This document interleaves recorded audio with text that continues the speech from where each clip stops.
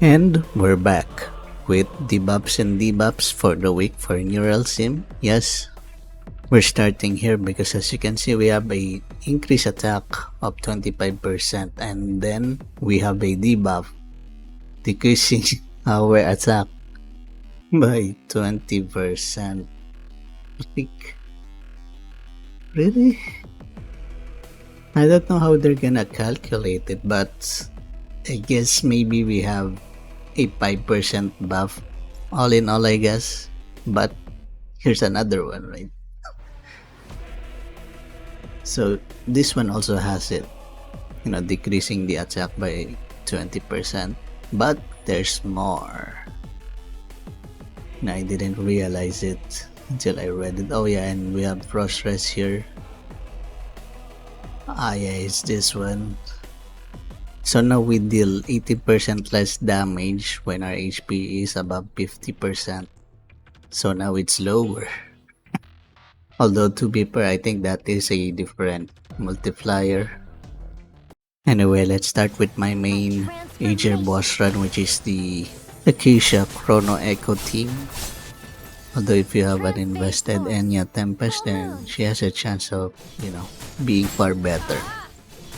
Also with the Acacia team, I think it doesn't matter if you have Fritia or Marian as the support, or at least with my current investment, because it's pretty much the same. The run duration is mostly gonna be based off on how fast you can press your skill, at least after your third basic. So yeah, the duration is more on that, instead of the support being changed, and this is the Aquilla one. Again, still pretty much the same. And we have Lyfe Infinite Sight, which is our first anniversary unit along with Fenny Starshine, her, signature support. And we have Fritia here because with my current investment, I think my current Fritia is just far better than my current Marian Aquilla. And look at that, it's only 2 seconds lower. Although it is way more invested than Acacia. And we have our Chensing team with, Yao, Nightglow. I do think that Yao and Series Fritin is kind of equal, at least against this boss.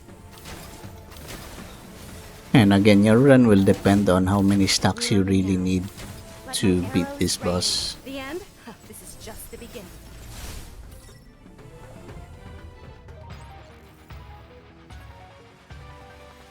Well, with what I have, it's currently a second slower than the Lyfe Infinite Sight team. And here's with the Series Fritin again. It's not much different. And here's with Katya Rhapsody, even though there's a frost resistance for this week against this boss. And we pretty much just shoot it like that, as well as looking at our S energy since we need to recast our skill. Either that or just listen to the sound, since we do hear the sound when, the skill runs out. And it's pretty close to Chensing. And here was Longyan M0 result. I was only able to do it against this boss since, she already has M1, on the other boss. And this boss has a natural thermal resist, but I think it's not bad. And I think it's similar to Acacia Chrono Echo, where the duration depends on how fast we can do our rotation. So with my current investment, it doesn't matter if you have Aquilla or Fritia Celestial Swan.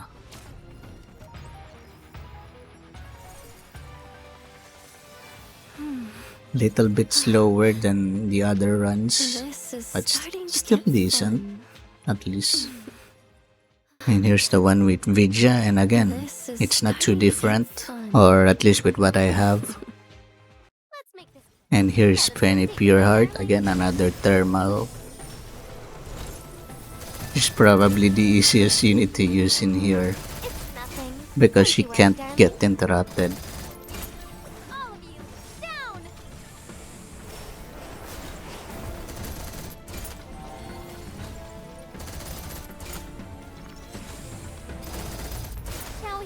hours together? And the duration is pretty much similar to Longyan, although she is M3. Don't worry. And here's Fritia's Sparkdrive.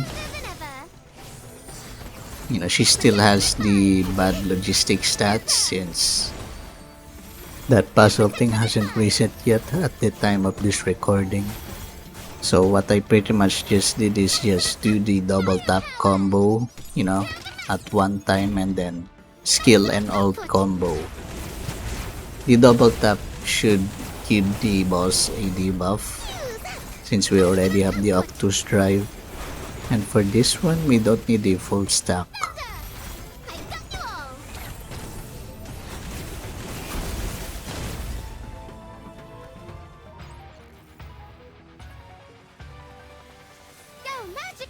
It is far slower, but it's still less than a minute at the very least. And we have Cherno Enigma, because why not? Her logistics are not perfect, but she has tier 2 and M2. And currently my Testy Magician is not quite invested to replace series. And sadly, I can't fully consider Enya Exubia these days. No Marian Aquilla though, because she's already on the other boss when I did this.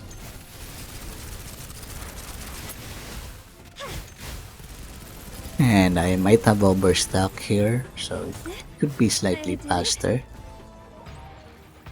And surprisingly, even with my current investment, it's slower than Fritia. And here's the whole support team part 1 with Marian Aquilla. Yeah, I'm not using Tess, you know, as the DPS this time because this boss is weak to kinetic. And you know what? I think it's not bad actually. Rather than being interrupted because we're too close. A little gift from Cathode Tech. Even have an extra damage on the ult. And yeah, I think the Fantasia is still just far better than the series free pin. At least against this boss with, you know, Aquilla. Disappear in the dark night. Unfortunately, your defense didn't hold up. And it's very close to Cherno. These of mine. Have they helped, darling? And here's the last one against this boss.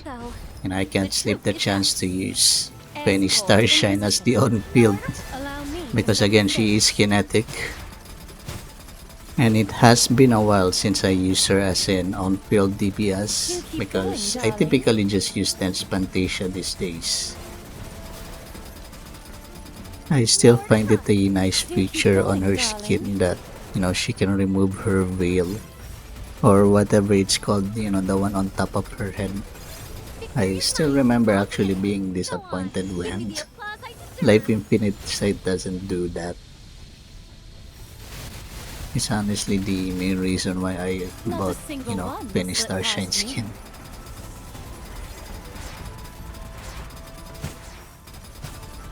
Let's see what's left. Disappear in the dark night. Unfortunately, your defense didn't hold up. And unfortunately, it's 10 seconds slower than the Marian Aquilla team. And here's with Longyan team against this boss. Air support in position. And again, she's already M1. See what's left. And you know what? I find out that I guess the interruption is not fully bad, but you know, it depends, right? Because there are times that we can like skill cancel like this one, but the damage is still, you know, it still did the full damage. So, you know, the skill got cancelled and I was able to just shoot it as well. So, in turn, you know, I got a faster run because of that. But it is very RNG. But Easier than basically, if you ever anticipated. get interrupted, just double check if your damage went through before you restart. Because her normal runtime is going to be around 35, might This even is be starting to get 36. fun. But anyway, here's the build used starting from the very top. Acacia Chrono Echo of Tier 1 and attack alignment. And M2. Now I'm planning to M3 her before I go back to Longyan. Here's Lyfe Infinite Sight Tier 2. Attack alignment for 2 and attack skill haste for 1. And she's M3. We have Fritia Sparkdrive Tier 2. Still the bad logistics, only one good attack. And max Octus Drive. We have Marian Aquilla Tier 1. And here's the free logistics that we got, attack alignment. And M1. Here's Cherno Enigma Tier 2. And attack alignment, but it's not perfect. And M2. And here's Fenny Pureheart Tier 1. Attack alignment. And M3. I'm also planning to employ her. Here's Fenny Starshine Tier 1. And the free logistics we got, attack alignment. M2. Here's Yao Night Glow Tier 1. And the free logistics, which is defense alignment. And M2. Who else? Yeah, your series free pin Tier 1. And the free logistics at the alignment max HP. And M2. Here's Chensing Jade Tier 2. And that's attack crit damage. And M4. And here's Katya Rhapsody Tier 1.